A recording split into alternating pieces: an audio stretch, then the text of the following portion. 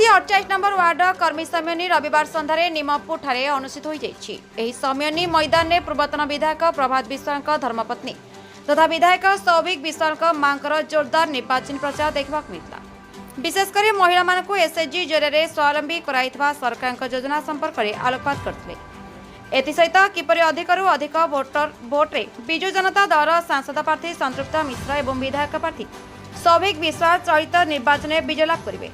सेथिपाई विधायक सौभिक विश्वाल मां विलासिनी विश्वाल कर्मी मानक गुरुमंत्र देते। कटकरू परमेश्वर Parida report the Republic Odisha 24 news. लोक मानकर निश्चित आस्था भरोसा विश्वास रही सहयोग आशीर्वाद रही जहाँफल कि आम आज समस्त सम्मिलित हो पार्टी।